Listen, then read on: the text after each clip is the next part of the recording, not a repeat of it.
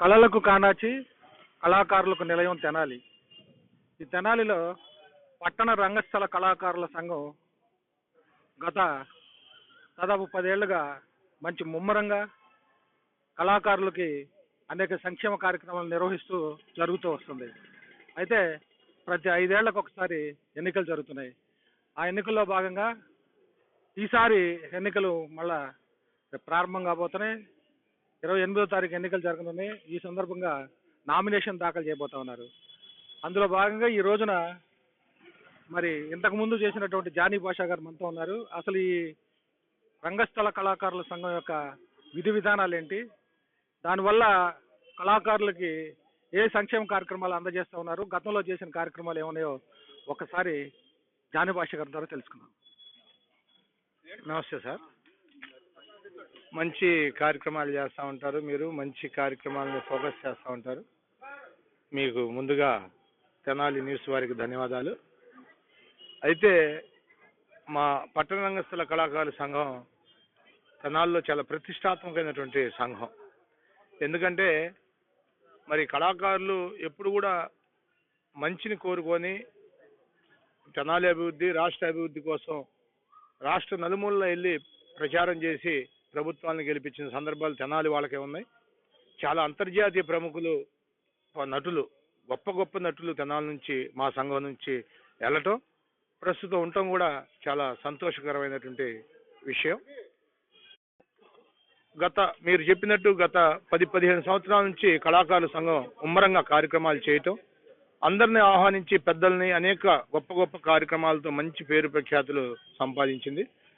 దానికి తోడు మా స్థానిక ఎమ్మెల్యే గారు, శాసనసభ్యులు మాకు తోడ్పాటు ఇస్తూ అనేక కార్యక్రమాలు మంచి పై స్థాయిలో చేసి తెనాలికి మాకు పేరు సంపాదించి పెట్టడానికి కారకులయ్యారు. వారికి ధన్యవాదాలు.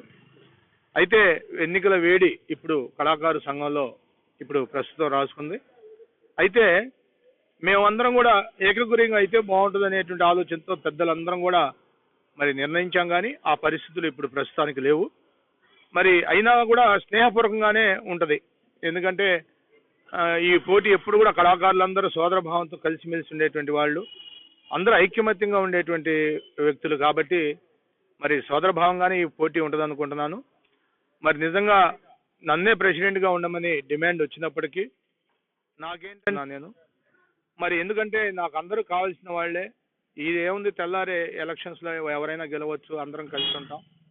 కానీ మరి సీనియర్ అయినటువంటి సత్యనారాయణ శెట్టి, దానికి ముఖ్యంగా నా మిత్రుడు బుర్రా సాయి మాధవ్ వాళ్ళ అమ్మగారు కోశాధికారిగా సత్యనారాయణ శెట్టి గారి ప్యానల్లో ఉంటాం.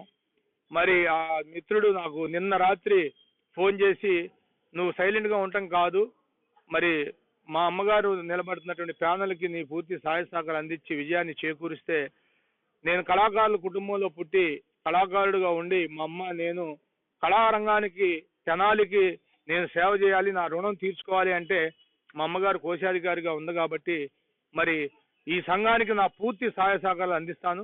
ఒక 50 లక్షల రూపాయలు ఫండ్ వసూలు చేసి ఇచ్చేటువంటి బాధ్యత నాది. పేద కళాకారులకి మరి అది ఉపయోగపడిద్ది ఆరోగ్య రీత్యా అని చెప్పి నాకు మాట ఇవ్వటం ద్వారా నేను ఆ మాటకి మరి కట్టుబడి నేను సత్యనారాయణ శెట్టి గారి ప్యానల్కి సపోర్ట్ చేయడం జరుగుతుంది.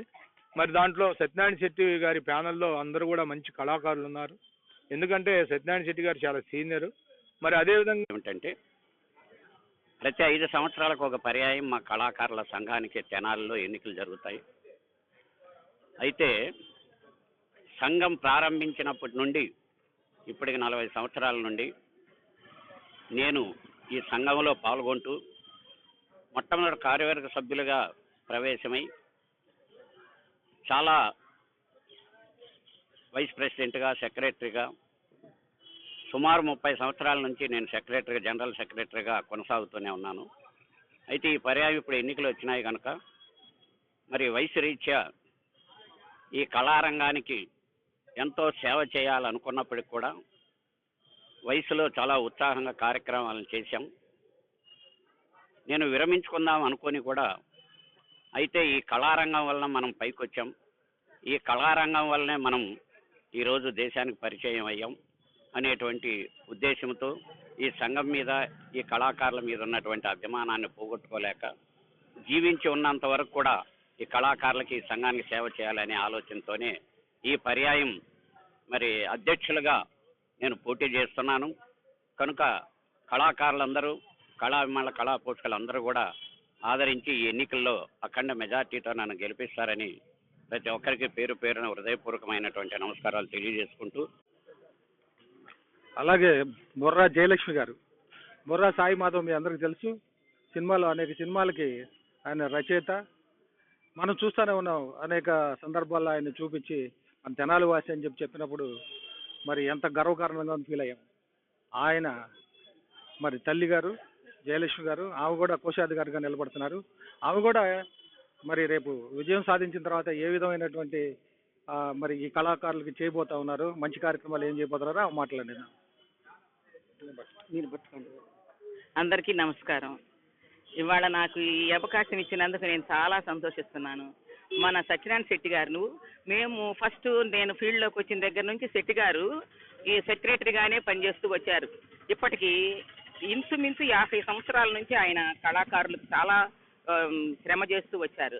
ఆయన ఎలాగైనా సరే ఈసారి ఆయన్ని మనం గెలిపించాలనే ఆశ నాకు పూర్తిగా ఉంది. అలాగే తప్పనిసరిగా మీరందరూ కూడాను సత్యనారాయణ శెట్టి గారికి ఆశీర్వదిస్తూ ఆయన్ని గెలిపిస్తారని నేను ప్రార్థిస్తున్నాను. పైగా ఇవాళ నేను అనుకోకుండా ఈ ఛానల్లో ఈ కోశాధికారిగా రావటం అనేది చాలా సంతోషంగా ఉంది నాకు. మన వాళ్ళందరూ కోరి నువ్వు ఉండాలి అని అంటే ఎప్పటి నుంచో అంటున్నారు, కానీ నేను పట్టించుకోలేదు. కానీ ఇవాళ కరెక్ట్గా సరే అన్నాను, వచ్చాను. కానీ నా చేతనైనంత వరకు నా కొడుకు ఉన్నాడు కదా నా వెనక, నేను చక్కగా నాకు కావాల్సింది ఏది మంచిదో ఏది చెడో చూసి నేను చేస్తాను. అది చేయకుండా ఉండను. ఉన్నందుకు నేను చాలా ఇది శ్రమ చేస్తాను. నా చేతనైనంత వరకు శ్రమ చేసి మీ అందరినీ నేను శభాష్ అనిపించుకుంటాను. ఏవి సుబ్బారావు గారి కుమారుడు వెంకటేశ్వరరావు గారు, ఆయన నాటక రంగంలో తెలియని వాళ్ళు లేరు. ఆయన కూడా ఈ కార్యక్రమాన్ని సపోర్ట్ చేస్తూ వచ్చారు. ఆయన మాటల్లో కూడా అది ఈ కళాకారులకి ఏ విధమైనటువంటి ప్రోత్సహిస్తారో ఆయన మాట్లాడినారు.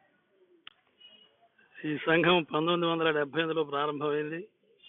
దినదిన ప్రవర్ధమానంగా వృద్ధి చెందుతూ తెనాలి పట్టణ రంగస్థల కళాకారుల సంఘం ఈ రోజున దాదాపు 700 మంది కళాకారులు, 700 మంది సభ్యులతోటి చాలా వచ్చే స్థితిలో ఉంది. మరి దానికి ఎన్నికలు రావడం జరిగింది. కళాకారులు చాలా అల్ప సంతోషులు. అయితే వాళ్ళకి జరగవలసినటువంటి కొన్ని ముఖ్యమైనటువంటి కార్యక్రమాలు జరగటం లేదు. ఈసారి దానిని మన జానీ భాష గారు, సత్యనారాయణ శెట్టి గారు వీళ్ళందరూ కూడా కలిసి దాని రూపురేఖలు మార్చి మళ్ళీ అద్భుతమైనటువంటి పరిపాలన ఇద్దామని చెప్పి ముందుకు వచ్చారు. కాబట్టి మా ప్యానల్ గెలిపించాల్సిందిగా కళాకారులందరినీ కూడా కోరి ప్రార్థిస్తూ ఉన్నాం. చూశారు కదా, పట్టణ రంగస్థల కళాకారుల సంఘానికి సంబంధించి వీళ్ళంతా నామినేషన్ వేయడానికి కాకతీయ కోఆపరేటివ్ బ్యాంక్ దగ్గరకు వచ్చారు. ఈ కాకతీయ కోఆపరేటివ్ బ్యాంకులో ఉన్నటువంటి డిఎల్ కాంతారావు గారికి వాళ్ళ నామినేషన్ పత్రాలు సమర్పించడం జరిగింది. ఈ సందర్భంగా